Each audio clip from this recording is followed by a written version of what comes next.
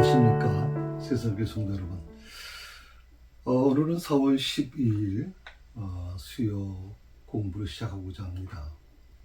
지난주일은 특별히 부활주일을 우리가 보내면서 좀 감격적인 예배를 하나님께 드렸습니다. 그 감격을 생각하시면서 오늘 수요 공부 같이 나누시면 좋겠습니다. 특별히 이번 주부터는 이제 6장에 있는 말씀을 드리는데, 제가 광고 시간에 말씀을 드린 것처럼 숲과 나무를 나눠서 좀 공부를 할 겁니다. 이번 주하고 다음 주 정도는 이제 숲에 관련된 말씀을 좀 드리겠고요. 숲이라는 건 전체적인 거, 6장 전체적인 부분을 좀 먼저 말씀을 드리고, 6장이라는 출애굽기 6장이 어떤 내용인가 전체적으로 그걸 좀 우선 공부하시고, 그 다음에 이제 각 구절마다 중요한 이제 메시지가 뭔지를 찾아내는 그런 작업을 하게 될 것입니다. 먼저 지난주 수요일날 이제 공부를 하면서 마무리를 제가 마지막 하나를 못하고 이제 그만뒀어요. 그래서 그걸 좀 복습하고 6장으로 넘어가겠다는 말씀을 제가 드렸습니다. 그래서 이스라엘 백성들이 좀 학대를 당했다라고 말씀을 드렸습니다. 그래서 특별히 오늘 이 말씀 속에서는 이제 5장 23절에서 모세의 탄원에 대한 부분이었죠. 왜 하나님께서 학대를 당하게 하셨습니까?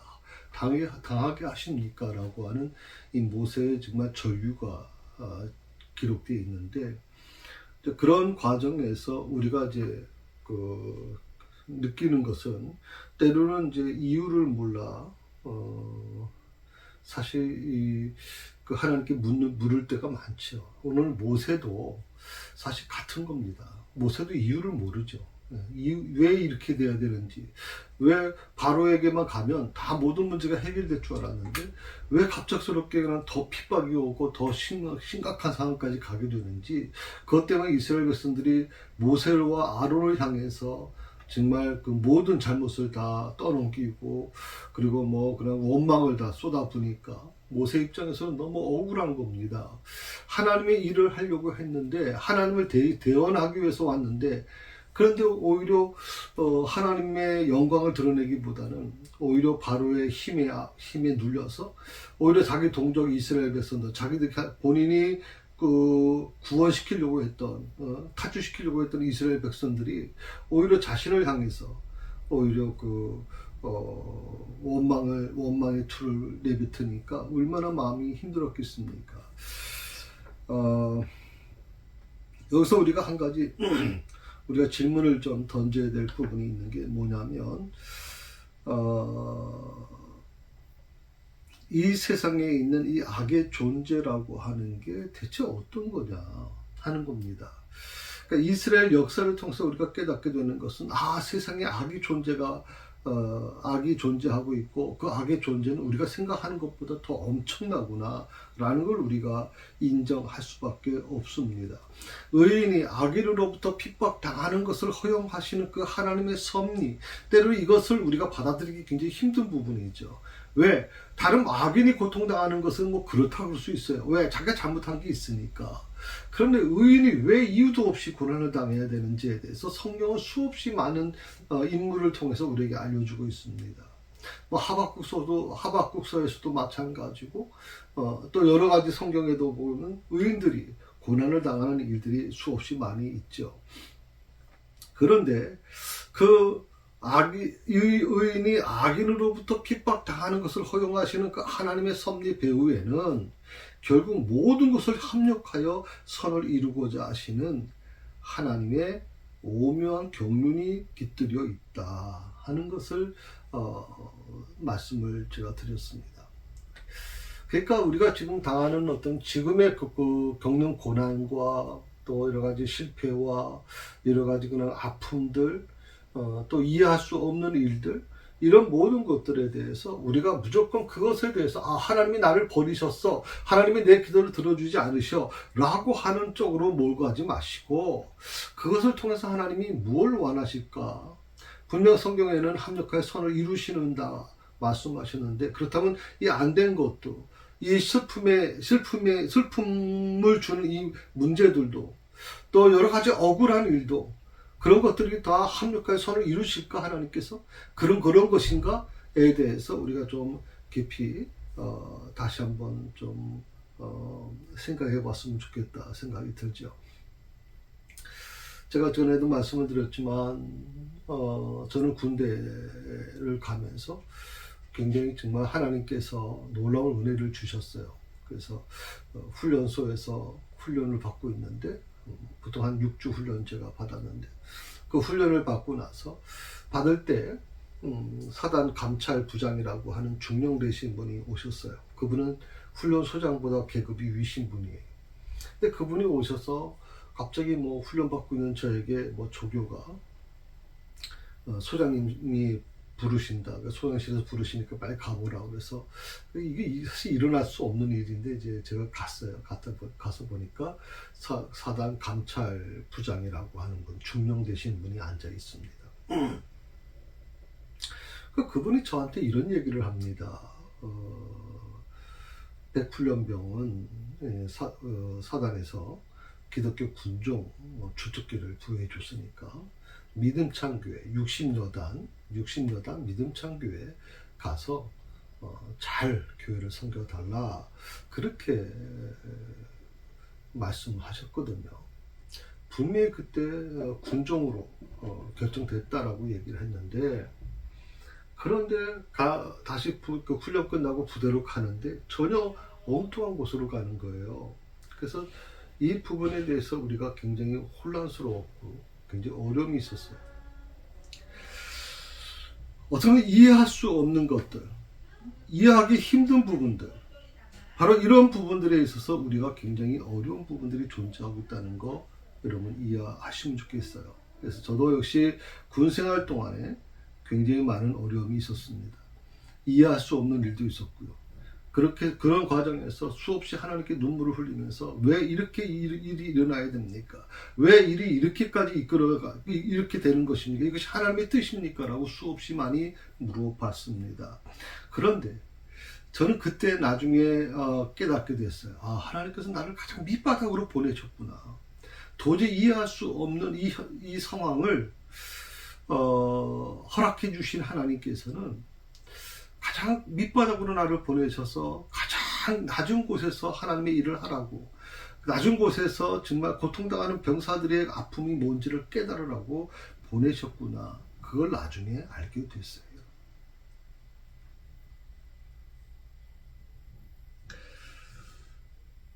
어떻게 보면 우리가 살아가면서 이해할 수 없는 부분들을 맞닥뜨렸을 때 우리가 그것을 어떻게 이걸 극복해 갈 것인가 하는 문제에 대해서 우리 새사랑교회 성도님들은 좀 분명히 좀 그걸 다시 한번 알았으면 좋겠어요. 오늘 모세도 똑같은 이 어려움 앞에서 똑같이 우리처럼 물었습니다.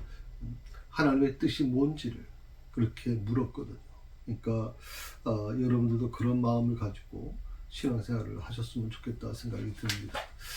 자, 오늘은 6장에 있는 말씀을 좀 나누게 됩니다. 특히 숲에 대한 말씀을 나누게 되는데 6장 1절부터 30절까지에 있는 말씀 속에서 내용과 크게 제가 말씀을 좀 드리고 싶은 건 이제 내용에 대한 어떤 그런 개요를 좀 말씀을 드리겠고요. 그 다음에 이제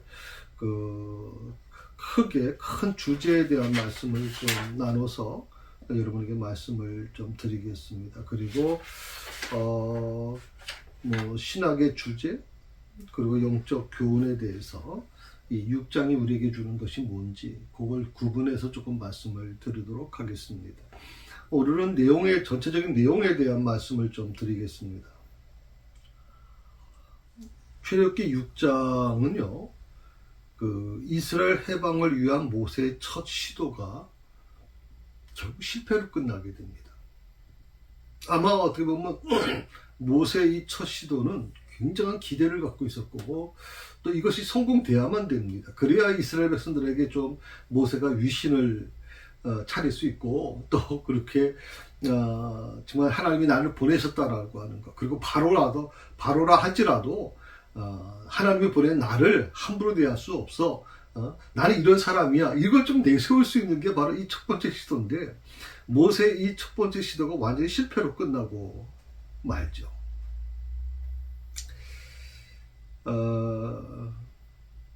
아마 이 실패로 끝나는 과정에서 이 모세가 굉장히 힘들 수밖에 없습니다. 그래서 제가 방금 전에 그 5장 마지막 부분에 대한 말씀을 좀 드리고 시작했잖아요. 그게 마찬가지입니다. 모세의 심정입니다. 왜 하나님께서 이렇게까지 우리 민족을 어렵게 만드십니까? 라고 하는 거, 왜 학대를 당케 하십니까? 하는 이 부분에 대해서 모세의 그런 처절한 울부짖음이 바로 이 실패에 대한 그 모세의 모습을 잘 설명해 주고 있다고 생각을 하죠. 자, 그러면 모세가 첫 시도를 실패하고 나서 이렇게 하나님을 원망하고 또 그렇게 막 하나님에 대한 정말 여러 가지 그런 자신의 어떤 분노를 표출했다면, 하나님께서는 자신을 원망하는 이 모세에게 어떻게 대했을까 하는 거예요. 하나님께서 이 모세에게 너 그럴 수 있어? 너 어디 감히 이 세상을 지배하고기는 이 세상을 창조한 나에게, 이스라엘 백성들을 구원하기 위해서 너를 보낸 이 여호와 하나님 나에게 어떻게 너가 이렇게 함부로 불경건하게 얘기할 수 있어? 대체 이렇게 얘기하실 줄 알았는데 그렇게 얘기하지 않으시죠. 하나님은 자신을 원망하는 모세에게 이렇게 말합니다. 아브라함과의 언약을 상기시킵니다. 아브라함과의 언약을 상기시키고 그리고 희망을 주십니다.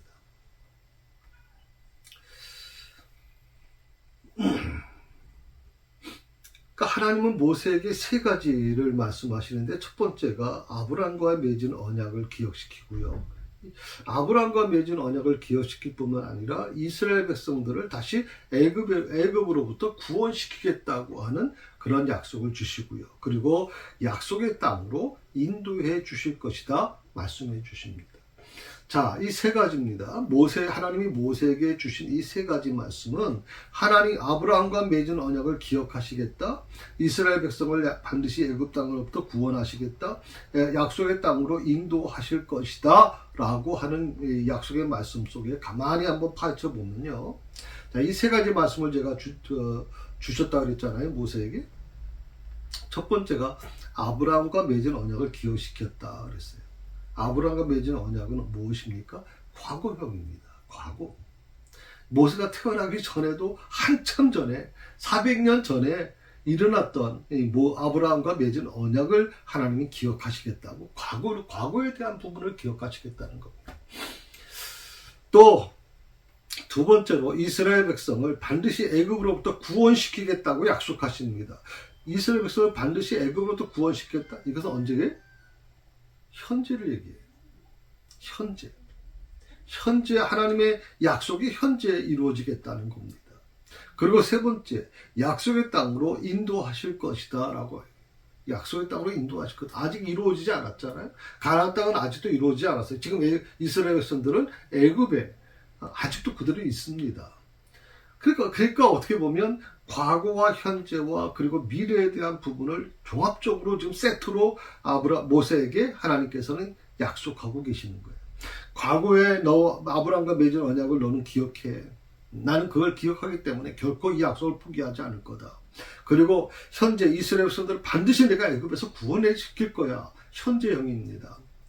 내가 이 약속을 반드시 지금 이루어지게 할 것이다 라고 약속해 주시는 거고요. 그리고 세 번째로 약속의 땅으로 인도하실 것이다. 하나님께서 오늘도 내 기도를 응답해 주실 때 이 바로 세 가지 부분을 가지고 얘기하시는 거예요. 과거에만 머무는 것이 아니라 현재만 머무는 것이 아니라 미래에만 머무는 것이 아니라 이 과거와 현재와 미래가 동시에 같이 이루어지시면서 하나님의 약속은 불변한다. 하나님의 약속은 결코 변하지 않을 것이다. 하는 것을 약속 분명히 말씀해 주고 계시는 거죠.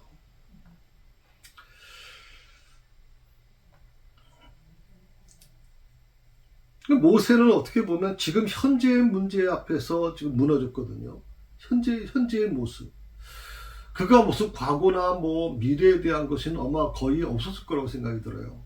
일어나지도 뭐 자기가 태어나기 전에 일어난 일이고 또 앞으로 일어나지도 않을 그런 미래의 일인데 그는 현재만 집착해가지고 현재의 부분에 대해서만 지금 고민하고 있는데 하나님께서는 모세의 눈을 좀 크게 뜨라는 거죠. 너가 태어나기 이미 400년 전부터 내가 약속한 아브라함과의 약속을 내가 기억해. 그리고 현재의 고난은 그 고난 역시 너는 거기에 집착하고 있지만 나는 그것을 통해서도 반드시 현재도 구원시킬 것이고 그리고 앞으로도 오지 않았던 저 가나안 땅, 약속의 땅으로 반드시 이스라엘 백성들을 인도해 주실 것이다.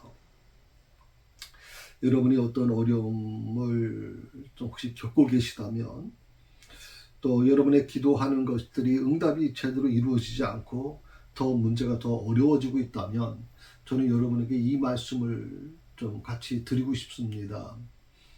하나님께서 약속하신 대로 과거와 현재와 미래, 특히 여러분에게 과거 속에서 하나님이 어떻게 여러분과 함께 동행하셨는지 그리고 미래 아직 오지 않았던 이 미래에 하나님이 어떻게 이 약속을 이루어 가실 것인지 이 과거와 현재 미래에 대한 믿음이 동시에 같이 있어야만 가능할 거라고 생각합니다.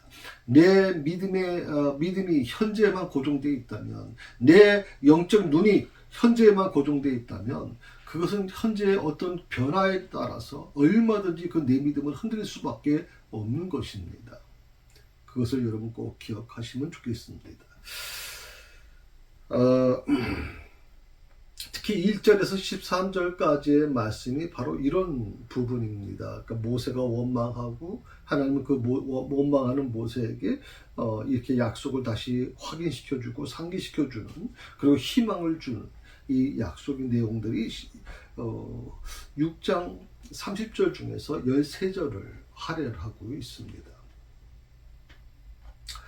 그리고 14절부터 30절까지에는 돌연 모세와 아론의 그 족보에 대해서 언급이 나옵니다. 모세와 아론의 족보. 갑자기 그 모세의 어떤 그런 탄원에 대해서 하나님이 이제 언약을 상기시키고 희망을 주는 그건 이해가 되는데 갑자기 엉뚱하게 갑자기 모세와 아론의 족보가 언급되고 있습니다. 그것도 굉장히 많은 구절이죠. 14절부터 30절이면 거의 16절 가까이를 이제 할애해서 족보에 대해서 언급하고 있습니다. 자, 그렇다면 우리가 이런 생각을 할 수 있어요. 족보에 대해서 말씀하시는 이유가 뭐냐? 그 이유는 대대에 이르기까지 자기 백성을 인도하시고 구원하시는 그 하나님의 신실하심을 보여주기 위한 것이다. 하나님의 신실하심. 자기 백성을 인도하시고 구원하시는 하나님의 신실하심을 보여주기 위한 것. 또 하나는 뭐냐면 이스라엘 백성들에게 언약의 공동체로 부름받은 이 신앙의 정체성을 알게 하려는 겁니다. 어떻게 보면 우리 자신을 보게 되면 그런 거죠. 우리가 어떤 어려움 속에서 고난당하면서 그래 그 속에서 하나님 계셔? 하나님이 정말 살아계시는 거야? 라고 하는 의문을 갖고 있을 때 오늘 하나님께서는 모세와 아론의 족보에 대해서 갑자기 말씀하신단 말이죠. 그것은 족보라는 게 무엇이에요? 지금 현재에만 존재하는 게 아니잖아요. 현재에 내가 존재하기 위해서는 내 위에 있는 조상들이 족보에 나와 있잖아요. 내 아버님, 부모님, 또 할아버님, 또 뭐 증조 할아버님, 쫙 나와 있잖아요. 족보. 그 족보를 보게 되면 내 믿음의 가대가 무엇인가가 어떤 것인가를 알 수 있단 말이죠. 저는 저나 저희 아내 사모 같은 경우에는 특히 저희 아버님은 이제 이북에서 특히 평안북도에서 용천에서 이제 혼자 월남을 하셨습니다. 굉장히 어릴 때 오셨죠. 고등학교 10쯤 아마 오셨던 걸로 알고 있습니다. 또 저희 어머님도 이제 황해도에서 오셨고요. 또 저희 사모는 그 사모의 부모님, 장인 장모님도 역시 평안북도에서 이렇게 월남하셨습니다. 그런 과정을 보게 되면 굉장히 신실하심이 보여지는 게 족보예요. 특히 저희 할머님 같은 경우에는 그 평안북도 용천에서 여러분 이북 날씨 아시잖아요. 보통 영하 30도, 40도까지 내려가는 곳이죠. 기본적으로 영하 30도까지 내려가는 곳인데 거기서 저희 아버님 얘기를 들어보면 늘 밤마다 모포 뒤집어 쓰시고 기도하셨다고 하는 얘기를 들었거든요. 그러니까 그런 부분들, 또 뭐 저희 처갓집 식구들 같은 경우 자기 장인 어른 또 장모님 두 분 다 돌아가셨지만 선교사님으로부터 그 부모님 때 그렇게 쪽복음을 받아서 또 이렇게 그 가문이 기독교 가문으로 이루어졌다 이렇게 얘기를 들었습니다. 족보라고 하는 것은 단순히 어떤 그런 기록된 책으로만 끝나는 게 아니죠. 그건 역사고요. 그리고 어떻게 보면 우리 같은 경우에는 이제 신앙의 역사라고 좀 생각을 하거든요. 그래서 우리 그 두 자녀, 우리 남건 목사, 남욱 전사한테도 늘 얘기하는 게 그거였습니다. 아빠, 엄마는 다른 거 뭐 크게 요구하는 거 없다. 한 가지 우리 앞으로 자부될 너 며느리 너 그 부인 될 사람은 반드시 양가 3대 집안에서 얻어야 된다. 처음에 그런 얘기를 합니다. 요즘에 양가 3대가 어디 있습니까? 그건 너무 심한 거 아니십니까? 라고 얘기했는데 지금 요번에 결혼한 우리 며느리 같은 경우에는 양가 3대 아닙니까? 또 우리 사돈 되신 분이 또 목사님이시고 그래서 또 주변에 이렇게 양가 3대가 되다 보니까 그런 어떤 목회자나 또 장로님들이나 또 선교사들 이런 분들이 여러 분 계세요. 그래서 그런 분들이 또 중보기도자가 되고 같이 협력해 나가는 겁니다. 바로 이 족보라고 하는 건 바로 그런 의미가 있다는 거 여러분 기억하시면 좋겠고요. 또 하나는 뭐냐면 이스라엘 백성에게는 언약 공동체로 부름받은 신앙의 정체성을 알게 하려는 것이다. 신앙의 정체성. 이스라엘 백성이라고 하는 언약의 공동체로 우리가 부름받았다고 하는 지난주 부활절 예배를 드리면서 뭔가 좀 그런 게 좀 느껴졌죠. 뿌듯함. 뭔가 우리 새사랑교회 성도들 안에 뭔가 이 신앙의 공동체가 이루어지고 있다는 것을 느끼게 됐죠. 바로 이런 부분들이 굉장히 중요한 의미를 가져다 준 겁니다. 왜 새사랑교회가 되느냐?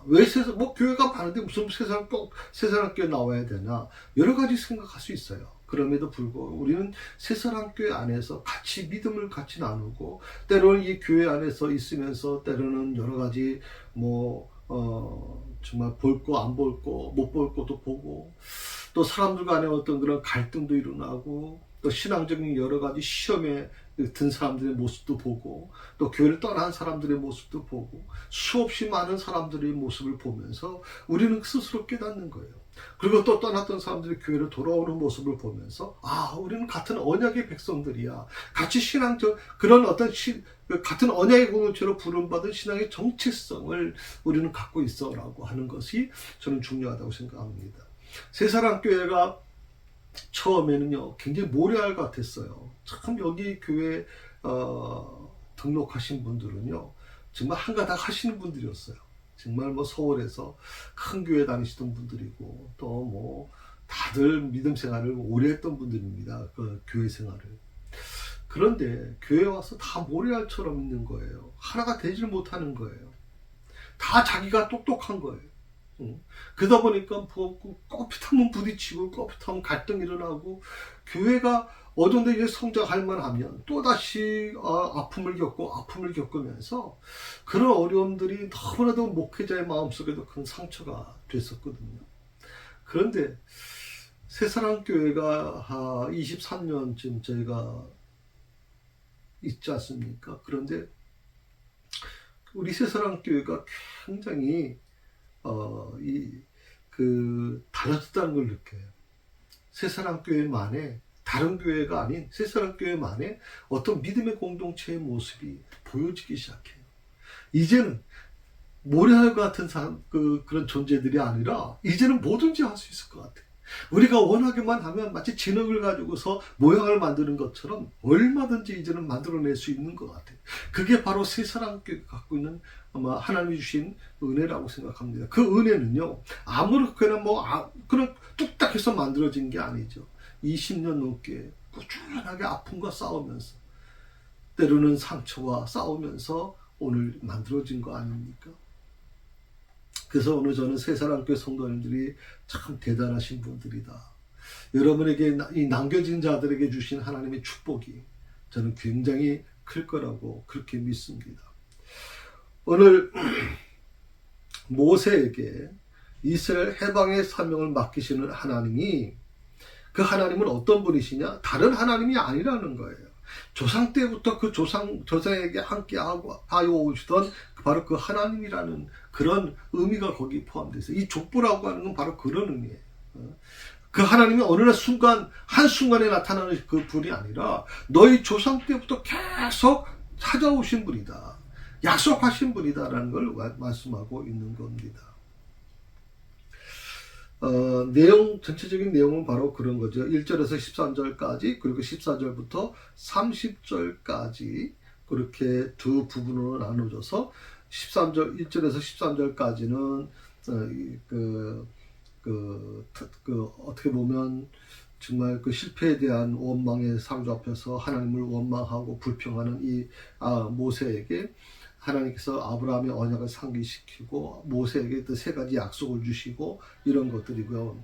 14절부터 30절까지는 모세와 아론의 족보에 대해서 하나님께서 말씀해 주신다 하는 것이 바로 이 전체적인 계호고요. 그 다음에 이 강해에 대한 부분을 좀 나눌 필요가 있어요.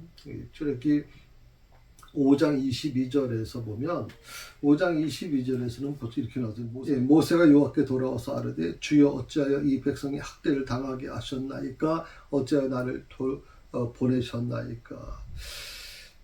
모세가 지금 시리와 절망 속에서 하나님께 나아갑니다. 자, 이런 모세의 모습이 어떤 의미를 우리에게 줄까요? 참 시리에 빠진 영혼들이 어디로 갈 수 있는지를 보여준다고 생각을 해요. 어떻게 보면 오늘 이 모세의 모습은 지금 이 시대를 살아가고 있는 오늘 우리 자신의 모습, 그리스도인의 모습이라고 얘기할 수도 있겠지만 어떻게 보면 우리 자신의 모습이라고 생각할 수 있어요. 시리에 빠진 영혼들이 어디로 갈 수 있는가? 결국 이 시리에 빠지고 절망하고 좌절하고 억울하고 막 한탄하는 이 모세가 결국 어디로 가요? 어디로 갑니까? 바로 하나님 앞으로 간 거예요. 하나님 앞으로. 전 그래서 이 모세가 참 위대하다고 생각이 든 게요. 참 그렇게 불평불만하고 원망하고 그러면 그냥 혼자 자기감에 빠져가지고 정말 그렇게 시간을 보내는 게 아니라 결국 모세는 어디로 가냐면 하나님께 가요. 하나님 앞에 나가요.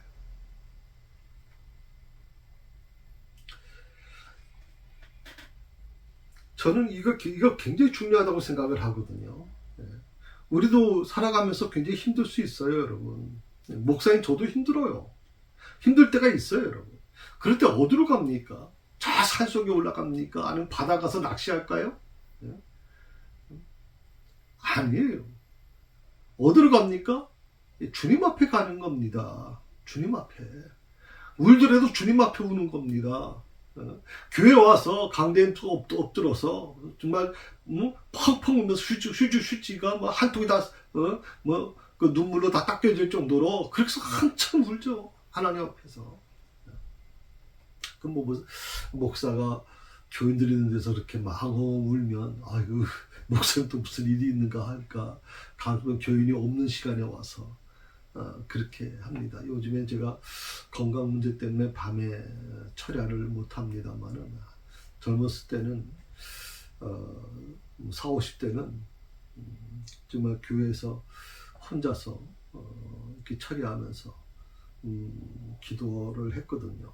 결국 우리 믿는 자들은 그 문제 해결을 위해서, 또 때로는 여러 가지 억울하고 힘든 그 부분에 대해서 세상적인 방법으로 풀면 안 된다고 생각을 하는 거예요. 세상적인 방법, 인간적인 방법으로 풀면 안 되는 거예요.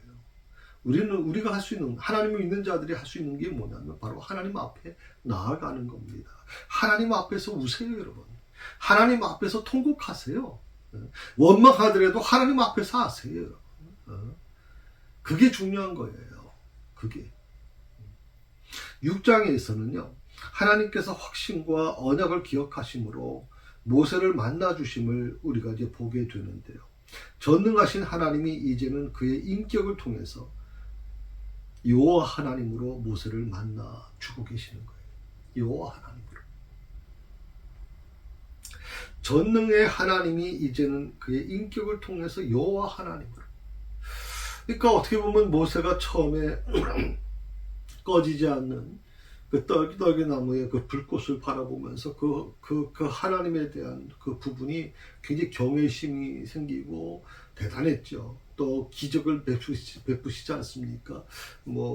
지팡이가 뱀으로 바뀌기도 하고, 그 뱀의 꼬리를 잡았더니 지팡이가 되기도 하고, 손이 막 문둥이 손으로 바뀌기도 하고, 여러 가지 그런 현상이 일어났잖아요. 그럴 때 가장 그 모세의 마음속에 어떤 마음이 듭니까? 경외심이에요. 나를 보내신 하나님이 바로 이 전능하신 하나님이라는 걸 느껴지는 거죠. 경외심이에요.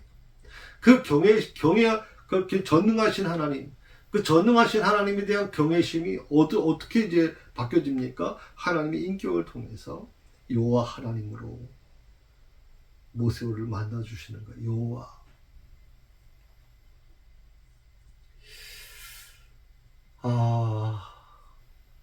인격적인 하나님, 인격적으로 만나 주신다. 너무나도 행복한 거죠.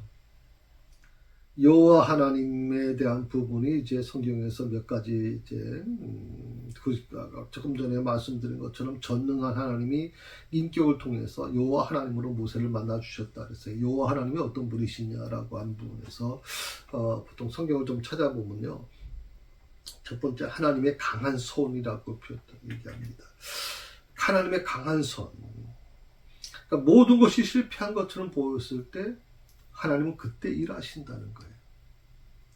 모세의 입장에서나 또 아론이나 모든 사람들이 볼 때 이젠 안 돼, 끝났어, 실패했어, 시도했던 모든 것이 실패했어. 모세가 안 되니까 이제는 장로들이 찾아가고 또 기록원들이 찾아가가지고 지금 바로를 설득하려고 했는데, 결과적으로 보니까 이제 모든 것이 다 실패한 거예요. 인간의 노력이 다 실패한 거예요. 그 실패했을 때 많은 그 기록원과 이스라엘 백성들은 누굴 원망합니까? 모세를 원망하고 아론을 원망합니다.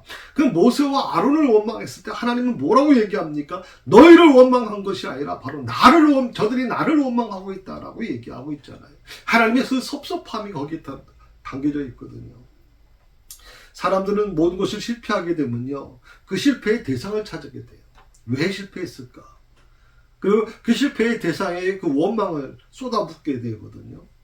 그런데 재미있는 게 뭔지 아세요? 모든 것이 실패한 것처럼 보였을 때가 놀랍게도 하나님이 일하실 때였다. 아멘? 예. 모든 것이 실패했을 때, 모세와 이스라엘 백성들이 다 시도했지만 다 실패했을 때, 그때 하나님께서 일하시더라 이 말이에요. 저는 여러분들이 바로 이 놀라운 사실을 아셨으면 좋겠고요. 이것을 바로 여러분의 신앙으로 받아들이셨으면 좋겠어요. 내가 최선을 다하세요. 그러나 그 최선을 다한 것들이 이제 안 되고 이제 곧 다 실패했다고 생각하는 순간 거기서 끝나지 마세요, 여러분. 우리는 하나님을 믿는 사람들이에요. 그때가 뭐냐면 하나님이 일하실 때라고 하는 거예요. 하나님이 일하실 때. 인간의 위기는요, 바로 하나님께서 일하실 기회가 된다는 거예요. 그러니까 인간의 위기가 이 믿지 않는 사람들이, 아니면 이 세상 사람들이 보기에 이제 끝났어, 저 사람은 안 돼, 할 수 없어 라고 하는 그 순간 놀랍게도 우리 믿는 사람들에게는 하나님께서 일하실 기회가 되고 있다는 것을 알게 된다면 포기할 수 없는 거죠. 포기할 수가 없어. 바로가 대단히 강해 보입니다. 그건 난공불락과 같은 존재예요. 이스라엘 백성들이 바로 이 바로가 몰랄 줄 알았다가 바로가 알고 바로의 지시에 의해서 이루어졌다는 것을 알고 나서는 이스라엘 백성들이 아주 멘붕이 온 것 같아요. 멘붕이 왔죠. 바로가 결정하고 바로가 지시한 거라면 그 상상을 못하는 거거든요. 그러니까 바로는 대단한 존재로 보였을 거예요. 왜 거의 사람이지만 거의 신처럼 숭배하던 애굽에서 신처럼 숭배하던 사람들이니까 그러니까 어떻게 보면 우리에게 그 당시 이스라엘 백성들에게서는 이 바로의 말이 곧 법이 되는 거죠. 비록 바로가 굉장히 강해 보였지만 그러나 하나님이 행동하시니까 어떻게 바로는 꼼짝도 못하게 됩니다. 그렇게 당당하고 그렇게 자신만만하던 신의 아들이라고 그렇게 얘기하던 이 바로가 하나님 앞에서 꼼짝 못해. 하나님이 행동하시니까 그야말로 쥐구멍 찾는 그런 쥐처럼 같은 정신 못 차려 지금. 하나님께서 바로에게 강한 손을 더하시니까 결국 바로의 그 힘이 어떻게 됩니까? 이스라엘 백성들을 붙잡는 것에 사용되는 게 아니에요. 바로의 힘은 이스라엘을 붙잡는 것이 아니라 오히려 이스라엘 백성들을 내어 쫓는 일에 쓰임을 받게 된다 이 말이에요. 분명 바로는요, 어떻게든지 이스라엘 백성들을 붙잡으려고 했어요. 도망가지 못하게끔 어떻게든지 더 고욕을 힘들게 만들어서 또 모세와 아론과 또 이스라엘 백성 사이에 또 갈등을 일으켜서 그렇게 해서 무너지게 만들려고 했단 말이죠. 그런데 하나님이 개입하시니까 어떻게 돼요? 하나님께서 바로에게 강한 손을 더하시니까 결국 바로의 힘이 어디로 쓰여집니까? 이스라엘 백성들을 붙잡는 것에 쓰여지는 게 아니라 그들을 내어 쫓는 일에 쓰여지게 되더라. 이런 역사가 저는 우리 모두에게 일어나길 바랍니다. 일어나길 바랍니다. 하나님의 강한 오른손이 나와 함께 하실 때 내 자녀의 문제도 해결될 것이고 하나님의 강한 오른손이 나와 함께 하실 때 다 어떻게 보면 모든 것이 딱 꽉 막혀버렸던 우리의 삶이 다시 열리는 역사가 일어나게 될 것입니다. 두 번째로 여호와 하나님이라고 하는 성경에 보면 여호와 하나님이라는 말을 쓰게 돼요. 여호와 하나님은 언약을 기억하셨다라고 성경은 기록하고 있어요. 그러니까 하나님의 이름에는 그분의 성품이 나타나 있어요. 특히 본장에서는, 이 6장에서는요, 여호와 하나님의 성품이 새로운 면이 나타나는데 그 성품은 주님의 약속에서 분명히 나타납니다. 그러니까 하나님의 성품, 그 성품이 하나님의 약속에서 나타나는 것이다. 그리고 성경은 이렇게 얘기합니다. 하나님은 자신의 언약에 신실하신 분이다. 약속만 하고서 그냥 쉽게 그 약속을 잊어버리는 그런 하나님이 아니시다 이 말이에요. 하나님은 한번 약속한 것을 반드시 지키시는 분이다 하는 겁니다. 그걸 얘기하는 겁니다. 그 족보를 통해서 400년 전 아브라함과 맺은 언약을 기억하신 하나님께서 400년 전 너희들은 400년 동안 다 하나님을 잊어버렸다고 생각할지 모르지만 아니다. 하나님은 400년 전에 아브라함과 맺은 언약을 기억하셔서 지금 그것을 실행에 옮기고 계시는 거다. 그만큼 하나님은 신실하신 분이다. 여호와 하나님은 신실하신 분이다라는 걸 강조하고 있는 거예요. 아브라함과 이삭과 야곱 등 적장들과 맺은 약속의 땅을 선물로 주실 것을 하나님은 약속하셨다는 겁니다. 이 여호와라는 칭호는 모세 이후로 특별히 언약 관계와 연관되어서 사용되었습니다. 여호와라고 하는 것, 여호와 우리 요즘에 여호와 증인이라고 하는 이단도 있습니다만은 이 여호와 증인은 사이비 이단으로 이렇게 규정되어 있습니다. 그 여호와라는 말을 즐겨 사용하시는 분들이 있어요. 특히 여호와라는 말을 구약적인 용어로 생각하는 분도 있는데, 이 여호와라는 말은 원래는 이제 야훼라는 말을 또 쓰게 되죠. 야훼라는 말과 여호와라는 말은 같은 의미인데, 이 여호와라는 칭호는 언약 관계에 연관되어 사용됐다. 그 여호와 하나님 하면 언약 관계. 그 여호와 하나님께서 아브라함과 맺은 언약을 이루어 가시면서 결과적으로 보면 이스라엘 백성들 또 전 인류와 맺은 언약을 어디서 이루십니까? 바로 골고다 언덕에서 이루시지 않습니까? 이 출애굽기에 나타난 여호와, 그 여호와는 어떤 분이시냐? 바로 구속의 하나님이시다라는 거예요. 구속의 하나님.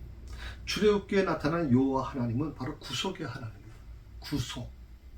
이 모든 것 속에 나타나 있는 것은 하나님의 계획하고 계신 바 하나님과 그분의 백성과의 매우 친밀한 관계를 의미하고 있다고 말씀드릴 수 있습니다.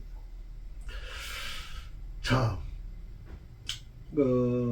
그런데요, 이 혹독한 이 노예 생활과 또 그 바로의 말 한마디에 이 절망에 빠져버린 그 이스라엘 백성들의 반응이 어떻습니까? 모세의 말을 듣지 않습니다. 하나님이 보낸 주의 종의 말을 듣지 않습니다. 그리고 이로 인해서 모세가 완전히 낙심한 것처럼 보입니다. 그러나 하나님의 약속은요, 여러분 꼭 기억하셔야 될 게 있어요. 하나님의 약속은 사람의 실패와 무관한다고 하는 거예요. 사람의 실패와 무관해요. 그렇기 때문에 절대 좌절하지 않아요. 좌절될 수가 없어요. 하나님의 약속은 절대 그런 시건치 않다고 말씀하셨는데, 하나님의 약속은 결코 변치 않으세요. 내가 지금 내 눈에 보이는 현상만 보고서 하나님의 약속은 실패했어, 하나님의 약속은 이루어지지 않을 거라고 이렇게 판단하시면 그건 착오예요. 하나님의 약속은 결코 달라지지 않습니다.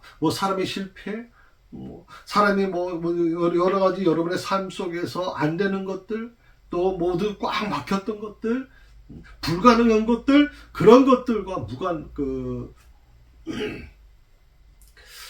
또 무관심 때문에 좌절하는 것은 아니라는 것을 여러분 꼭 기억하시면 좋겠어요. 왜냐하면 하나님의 지혜와 계획은 인간의 것과 다르기 때문에 그래요. 그래서 저는 늘 우리 성도들에게 말씀을 드리잖아요. 내 생각과 내 경험과 내 상식으로 하나님을 판단하지 말라는 거예요. 하나님은 나하고 다른 분이에요. 그런데 자꾸만 하나님을 내 생각, 내 상식으로, 경험으로 딱 재단해가지고 그 하나님을 판단하려고 하면 그게 얼마나 어리석은 일인가, 그렇게 생각이 듭니다.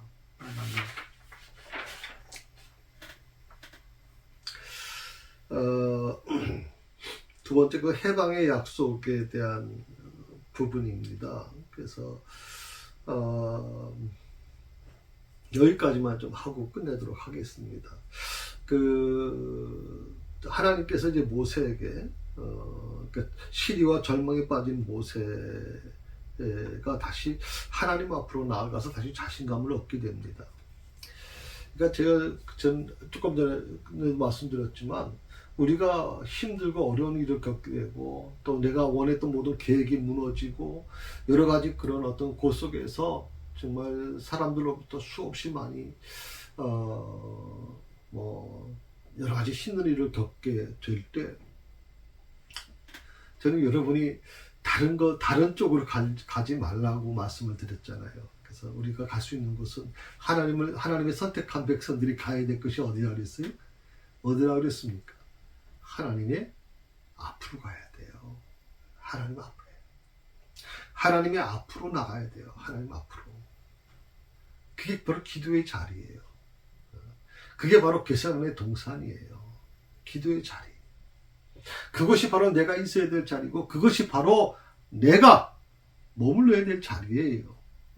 힘들고 어렵다고 지금 그 자리에서 피하고 싶어서 낚시하러 다니시고 뭐 취미생활 하시고 물론 뭐 그게 나쁘다는 건 아닙니다. 그러나 적어도 하나님 믿는 사람들은요, 그 어려움을 당할 때 하나님의 자리로 하나님이 앞으로 나가야 돼요. 그래서 거기서 다시 자신감을 얻게 되는 거거든요.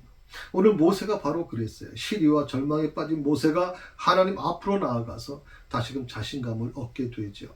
하나님은 모세에게 다시 바로에게 갈 곳을 명령합니다. 바로가 아무리 강할지라도 하나님은 전능하신 분이며 그게 바로가 이스라엘 민족을 내보내지 않고는 견디지 못할 것임을 말씀하고 계십니다. 그리고 바로의 힘을 어디로? 이스라엘 백성들을 오히려 내모는 곳에 사용하게 만드시죠. 그리고 두 번째는 모세가 늘 이렇게 얘기합니다. 입이 둔한 자, 나는 입이 둔한 자라고 이렇게 말을 하는데 모세는 그 하나님의 명령에 대해서 자신감을 좀 잃어버렸죠. 그리고 그 입이 둔한 자라는 사실로 계속 핑계를 삼습니다. 그러나 하나님은 이 모세와 아론을 강하게 하셨고요. 그리고 바로 앞에 서게 하셨습니다. 그리고 이스라엘 백성들과 애굽 왕 앞에서 하나님의 말씀을 전하게 하셨습니다.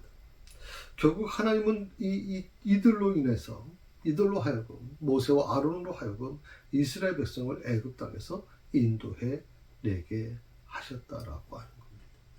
이 출애굽기서를 제가 이제 강의를 하면서 저는 이 출애굽기서를 단순히 역사서로만 보지 않으셨으면 좋겠다는 생각이 들어요. 제가 이 성경을 읽는 방법이 단순히 성경 지식을 얻으려고 하는 게 아니라 저는 이 성경의 어느 한 사건, 그 인물과 나를 동일시하면서 저는 성경을 읽어왔어요. 지금까지 어릴 때부터 항상 저는 그렇게 성경을 읽어왔고, 그래서 성경의 인물이 생소한 인물이 아니라 그 다윗이라는 인물이라면 그 다윗이 바로 내가 다윗이 되어서 그 수없이 골리앗과 싸우는 모습들, 그리고 사울에게 쫓겨나가면서 동굴에 갇혔던 이 다윗의 두려움, 그런 걸 지금 저 스스로가 느끼면서 막 하나씩 흐느껴 온 적도 있었거든요. 여러분, 성경은 그렇게 읽으셔야 돼요. 그래야 그게 살아있는 말씀으로 여러분 자신에게 와 닿을 수 있어요. 오늘은 여기까지 하겠습니다. 그래서 다음 주까지 이 숲에 대한 부분을 좀 더 말씀을 드리겠습니다. 다음 주는 오늘까지는 이제 13절까지 말씀을 좀 드렸고요. 오늘 다음 주부터는 이제 14절부터 모세의 족보에 대해서, 모세와 아론의 족보에 대해서 조금 더 개론적으로 말씀을 드리고, 그리고 나서 이제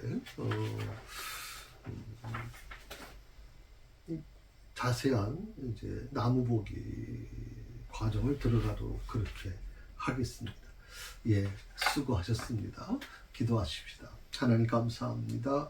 오늘 모세를 통해서 모든 바로에 갔다가 여러 가지 하나님 실패하고 돌아온 이 모세, 그리고 이스라엘 백성들로부터 모든 원망과 모든 불평을 들을 수밖에 없던 이 모세가 하나님 앞에 나아가서 울부짖던 그 모습 속에 진정으로 하나님께서 이 모세, 절망중에 있던 이 모세를 어떻게 만들어 가시는지를 다시 한번 우리가 이 6장에 있는 말씀을 통해서 같이 말씀을 나눴습니다. 하나님께서 오늘 우리 사랑하는 성도들을 축복해 주시고, 시대적으로 많이 힘들 때입니다. 하나님, 저들에게 우리 이 모세가 다시 힘을 얻은 것처럼, 다시 하나님을 통해서 새로운 길을 얻은 것처럼, 과거와 현재와 미래를 함께 하시는 하나님의 놀라우신 은혜를 모세가 경험한 것처럼 오늘도 우리 모두가 그 은혜 속에 살아갈 수 있도록 축복해 주옵소서. 감사하며 예수님의 이름으로 기도드립니다.